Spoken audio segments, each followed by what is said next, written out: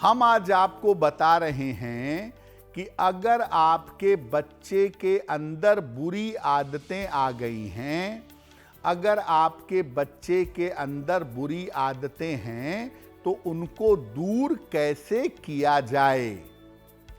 सबसे पहले जानते हैं कि किसी बच्चे की आदतों से किन ग्रहों का संबंध होता है।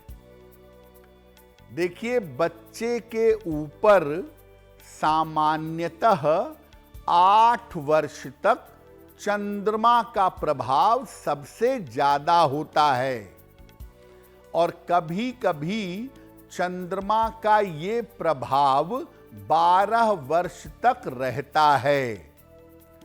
इसके बाद बच्चे पर बुध का प्रभाव 12 वर्ष के बाद आना शुरू हो जाता है। कुल मिलाकर शुरुआत में चंद्रमा और बाद में बुध बच्चे की आदतों पर असर डालते हैं। बचपन में अगर खराब ग्रह की दशा मिल जाए, राहु, केतु, शुक्र, तो इनकी दशा भी बच्चों की आदत को बदल देती है या बच्चों की आदत पर गहरा असर डालती है। बच्चों की आदत कैसी है या कैसी रहेगी, ये जानने के लिए सबसे पहले चंद्रमा को देखना होगा और जन्म से जिस ग्रह की दशा चल रही है वो ग्रह कैसा है, किन चीजों का स्वामी है, उस तरह की आदतें बच्चे के अंदर डेवलप हो सकती हैं। देखिए, कुछ बच्चे ऐसे होते हैं जो छोटी छोटी बात पर बिना वजह के झूठ बोलते हैं। तो अगर आपका बच्चा बिना वजह के झूठ बोलता है तो क्या उपाय करेंगे।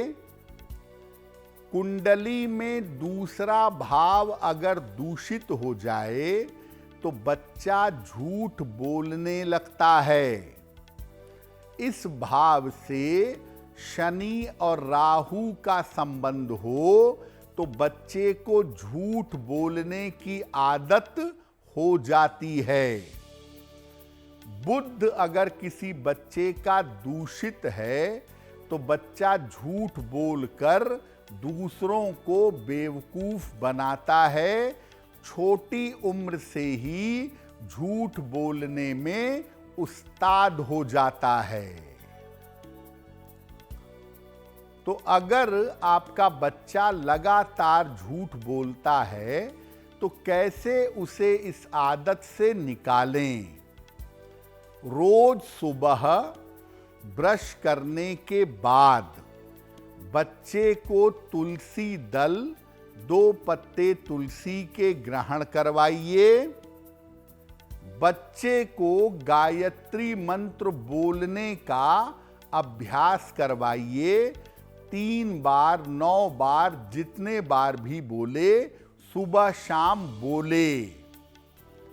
और बच्चे के गले में उसको एक चांदी का स्वस्तिक धारण करवाइए और बच्चे को तीखी चीजें मत खिलाइए।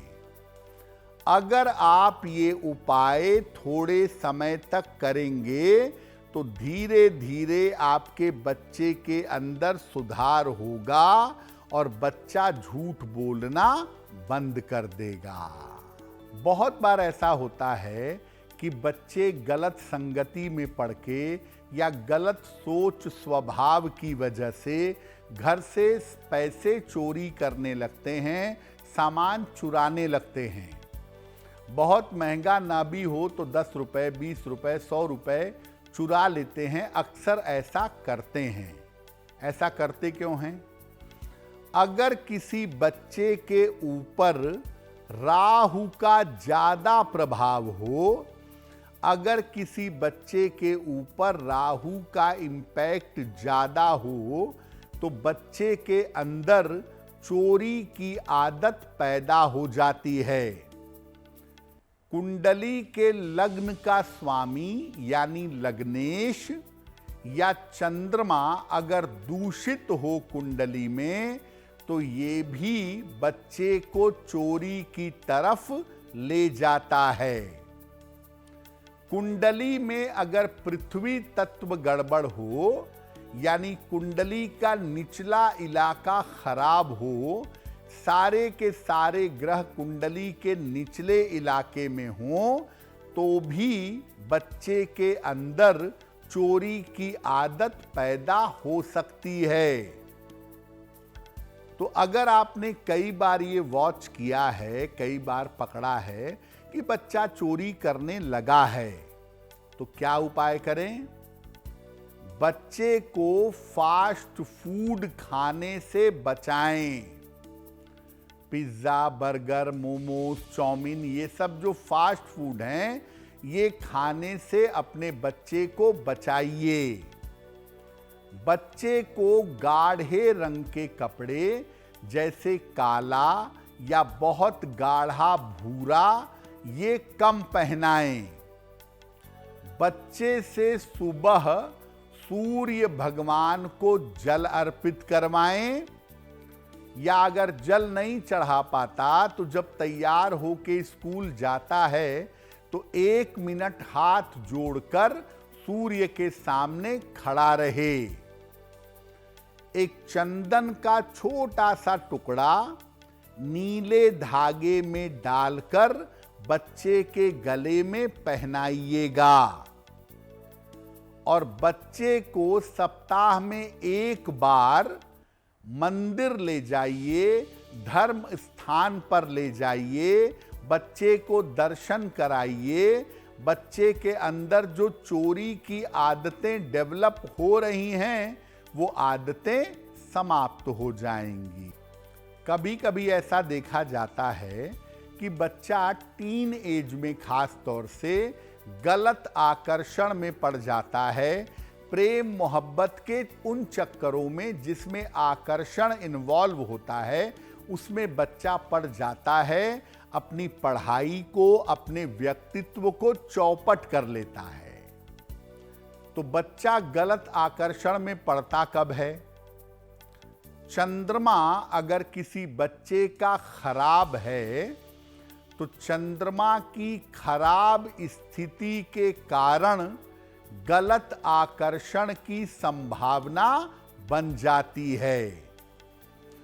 शुक्र अगर दूषित हो कुंडली में, शुक्र की स्थिति अगर फेवरेबल ना हो, तो भी बच्चा गलत आकर्षण में पड़ जाता है। और अगर बचपन में किसी बच्चे को शुक्र की दशा मिल गई और शुक्र के ऊपर जरा भी नकारात्मक प्रभाव है, तो बच्चे के भटकने के चांसेस बहुत होते हैं।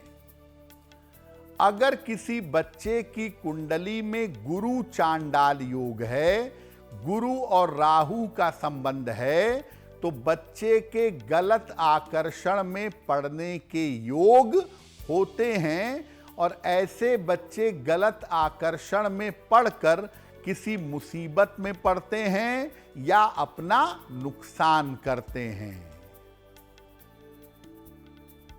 तो अगर आपके बच्चे के गलत आकर्षण में पड़ने की संभावना है या पड़ गया है, तो क्या उपाय करेंगे? बच्चे को सुगंध, सौंदर्य प्रसाधन और आभूषणों के प्रयोग से बचाइएगा। हीरा बिल्कुल धारण मत करवाइएगा भूल कर भी। बच्चे को सुबह और शाम हनुमान चालीसा का पाठ करवाइएगा या बच्चे को अपने बगल में बैठा करके माता पिता में से कोई भी हनुमान चालीसा का पाठ करेगा ताकि बच्चा सुन सके। बच्चे के नहाने के पानी में, स्नान के जल में जरा सी हल्दी मिलाइएगा और बच्चे के हाथ से शुक्रवार को भगवान को या देवी को सफेद फूल अर्पित करवाइएगा।